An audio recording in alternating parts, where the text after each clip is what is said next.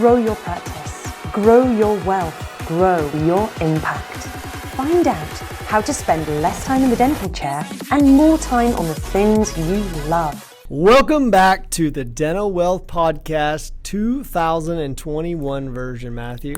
2021. We made it. We got through it. I think everybody's like, this is the easiest year transitioning from writing down 2020 to 2021. I felt like it was easy too. Like I think no one wants to write 2020. Yeah, I feel like I went straight to 21. I was like, I got it. It's easy. Nice. I could do this. Yeah, it was pretty simple. Like it's an easy transition. There's always that latency. You're like, a couple months, it's still 2020, right. Not anymore.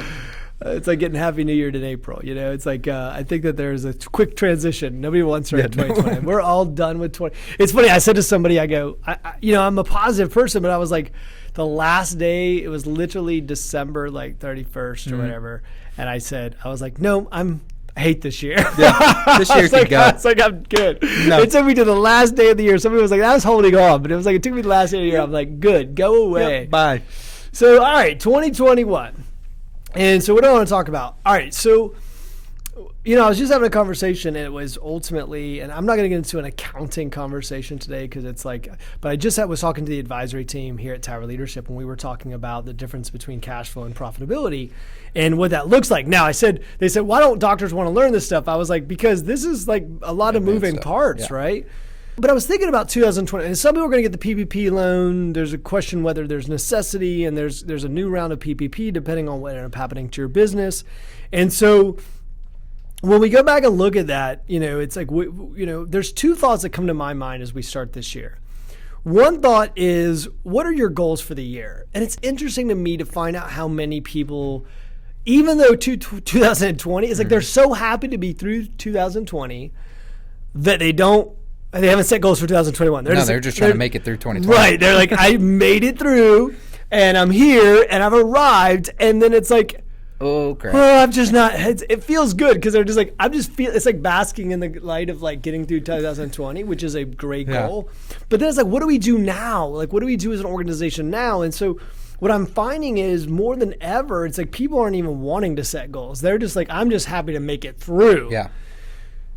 That's a mistake, I think. I know, right? Yeah. It's like, and ultimately speaking, even with PPP, if PPP comes in, then it's like, okay, well, what is my game plan with PPP? And someone says, well, I know it's got to go to the payroll. Yeah, but it's freeing up cash somewhere else. So it's like, ultimately speaking, what are you going to do with it? What are you going to do with it? And it's like, first of all, I would start to assess, like, what are my goals for the year? And I think that ultimately, if you're listening to this podcast and you haven't set up your goals for 2021, that's just a gigantic mistake. And we were telling you back in beginning of December to start looking at what your goals are for next year. Like, if you've been listening to the podcast, you should have this done. Right, but it's like everybody went. Last year was like all of a sudden March hit, people got shut down. Then it was June, and then before you know it's August, and then people were just ready for the year to be over. Yep. So 2021, it's like by the time you get through the first quarter, the problem is people are now setting goals. It's like no, set them now. I think some people are even waiting. They're like, I'll start that when I get the vaccine. Like, people are using that as another excuse to push things off a little bit. They're like, well, I'm not through it yet. I got to get the vaccine. So in 6 months, I think I'll reassess. Isn't that interesting? Yeah, 6 months I'll reassess. So it's like, it's fundamental as it is for me. I think people have to go back again and say, look, what would, question I ask to clients is, what would have to be true in the next 12 months for this to be a successful year? Mm-hmm. Personally, professionally, like what would need to happen? Because ultimately speaking, you want to get, it's not about getting through 2021. It's about what do I want to get out of this year? We've had clients triple even in 2020, which, some of the results that we saw in 2020, Matthew, as and some of the amount of practices that were acquired and people were listening to me and they were like, look, I want to move on to the next move. And so many things were happening when I was saying, look, keep moving, keep moving, keep moving. 2021, for most dental practices that, we work with and that we come across are in a great cash position. Yeah. So it's what do we do now in 2021 and what does that cash position look like? And where do we need to take it? Because there is a reinvestment part. First of all, make sure your taxes, like forecast your taxes. Don't get yourself in trouble with taxes, because ultimately you're like, woohoo! And then all of a sudden at the end of the year, you're like, ka! So look, I think you have to look at your tax liability. And I say that kind of first in the fact of saying like, hey, look, let's make sure we button the hatches and make sure that we have that underway. But then I'd ultimately say, okay, if you are in a cash position, or even if you're not in a great cash position, because cash, there's a saying, kind of an MBA business type saying, which is profitability doesn't keep the lights on, cash flow does. Because ultimately speaking, what can happen is a dental practice could make, for instance, $10,000 a month in profit, but they have to pay taxes on, let's say it's $3,000 of that $10,000, but they might have $11,000 in debt service. Yeah.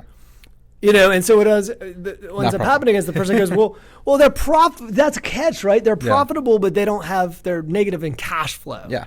And then not understanding that difference. Now, I'm not going to get into CPA. This isn't the CPA podcast. This is the Tower Leadership Dental Wealth podcast.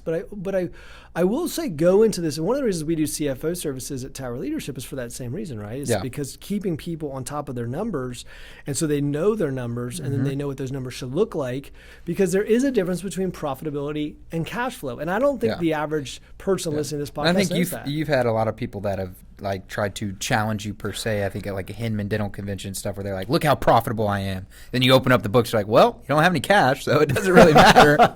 So there's a difference between profitability and cash flow. And so that's what, that's and write that down if you don't understand. If you don't understand the difference, then you need to get to know the difference, because and need to understand what goes on a balance sheet and a P&L. And someone says, well, Eric, I don't know all this stuff. And it's like, well, then it's time for us to get to know it. Yeah. You don't have to be a CPA. You don't have to be an expert. You don't have to be, but you need to know some basic accounting fundamentals. And so that This does not mean mastering QuickBooks. Oh my God, get out of QuickBooks. I was telling someone the other day, I was like, I haven't seen my QuickBooks. I haven't logged into my QuickBooks in like 4 years, maybe. I don't know. And they're like, what do you mean? How do you run your business? I'm like, I don't run it off my financials.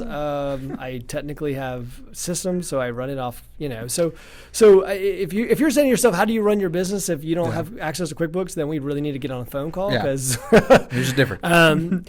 Because, by the way, you get your financials 3 weeks after the month's over. So if you're running your business in arrears, then you're in some serious trouble, probably. Probably can't project out. Probably can't set goals. Probably can't set goals. That's probably why you don't have a goal, because you don't really understand how money works. And so then you're like, okay, well then how do you set goals? And so if you don't have a system to where you can look at it weekly and know what those numbers look like from a weekly basis, project out cash flows, project out revenues, know what that looks like, then there has to be a system. Because ultimately, if you get in front of that, especially if you have PPP funds coming, and you know what your goal is, my gosh, I mean, there's no reason. Those of you that were afraid to market, by the way, who are like, I don't want to spend $400. The Boy Scout comes by and that's the only marketing they're doing.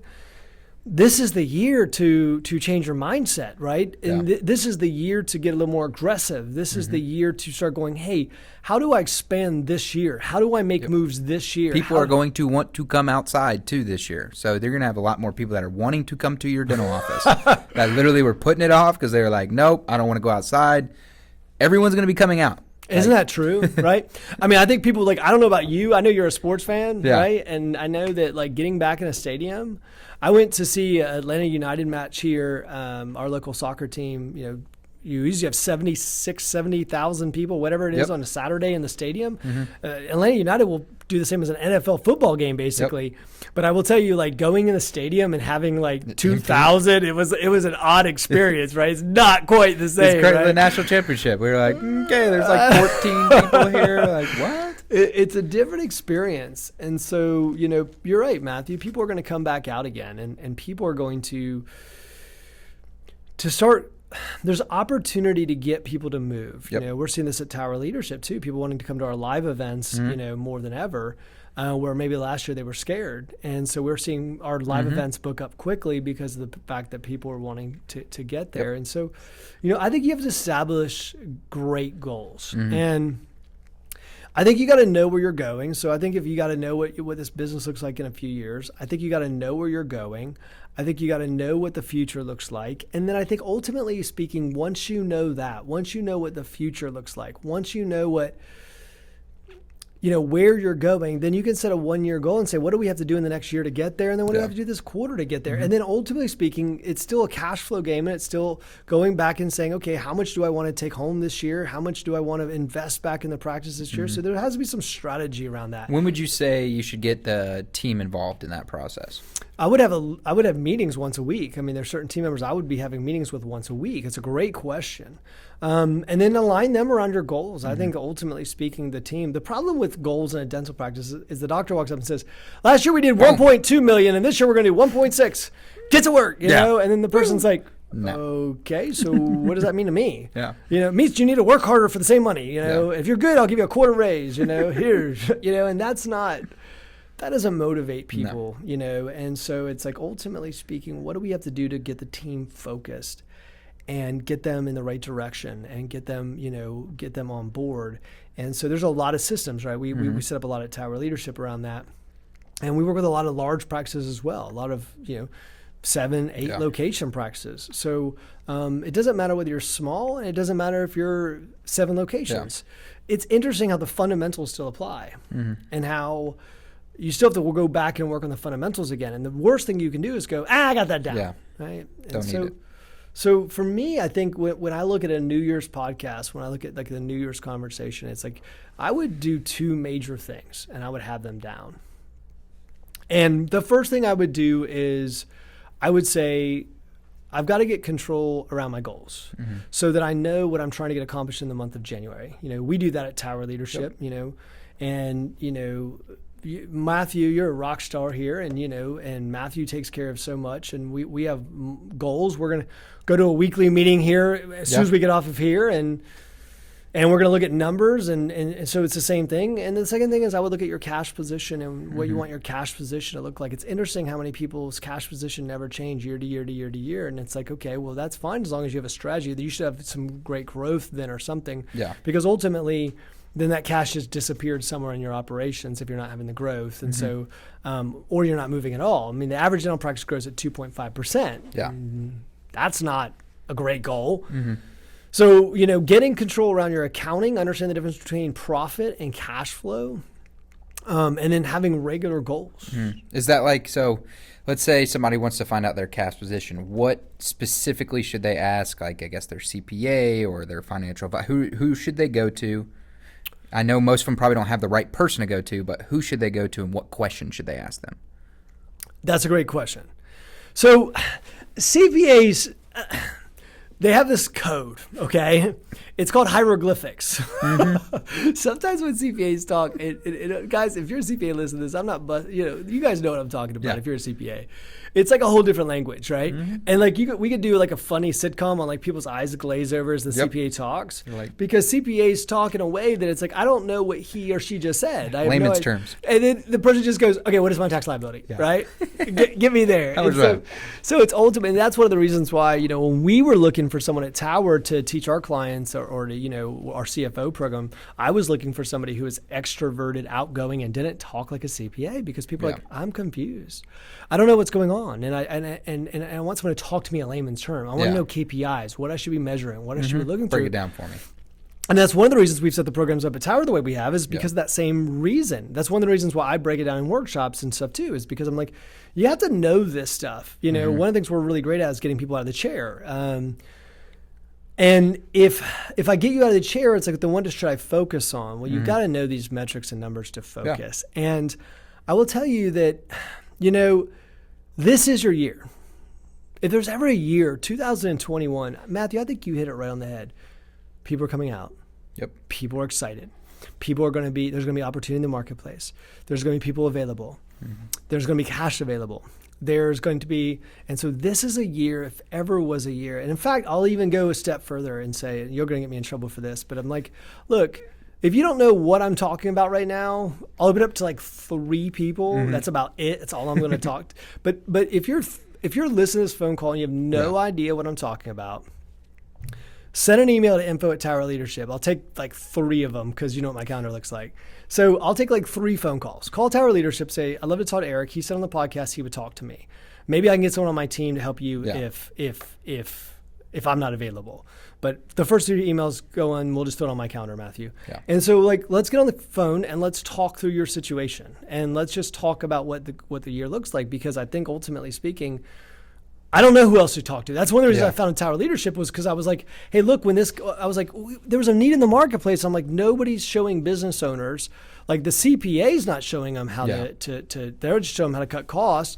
They're speaking in a way that's hieroglyphics. And then the other side, we look at it and go, well, the financial advisor doesn't know what to say. So then we get in the situation where it's like, I don't know what to do. And that's why Tower Leadership was formed, to make leaders, but also help people become better business leaders, to understand those numbers and where to invest and push that capital. So I would tell people, I mean, I don't know what else to do. So like, that's all I can do. I mean, in my calendar, we have a system here where my assistant tries to put as many like I've literally got her this year, Matthew. I don't know if you knew this, but I'm telling you now if you don't know. So I always say everyone should have a number. Everyone should have a number. Her number is appointments on my calendar. Yeah. And so she's trying to figure out how to be like jigsaw puzzle this thing. I've been telling like 15 minutes. 15 minutes. 15 minutes there. And I love to talk. So I'll put his, so I'm like. That's why I said 15 minutes. 15 minutes. So we're trying to be as efficient as possible. I came in this morning, started filming, and finally Reese was like, stop talking. Like, we got to edit all this stuff eventually, Eric. So, look, I think my message is, we're at 16 minutes on this podcast, 17 minutes. Yeah. I don't think it needs to be ultra long today. I think ultimately speaking, here's my message to you, and you can jump on this, Matthew, but I think it's knowing what financial goals you want to accomplish this year. Mm-hmm. What does my cash position look like? Where am I putting the money? Where am I investing it? What's the difference between cash flow and profit? And then ultimately, I think it's what are my goals? Yeah. And why is this year going to be my best year? And maybe you want to write it to yourself in like past tense or so or whatever. You can say, this was my best year. Act like you're in the future and say, this was my best year ever. Like write to your future self and say like, this was my best year ever. I can't believe that this happened, and like write down like what those things were. Yep.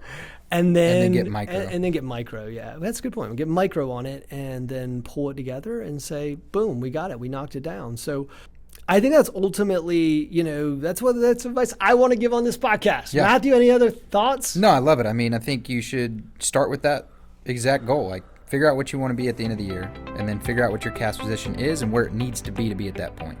I think if you just focus on those 2 things, you'll have your best year ever. Yeah. You will. I mean, that's a great point. I think everybody needs to hear it to start the year. Beautiful. Thank you for watching the Dental Wealth Podcast. We'll see you next time.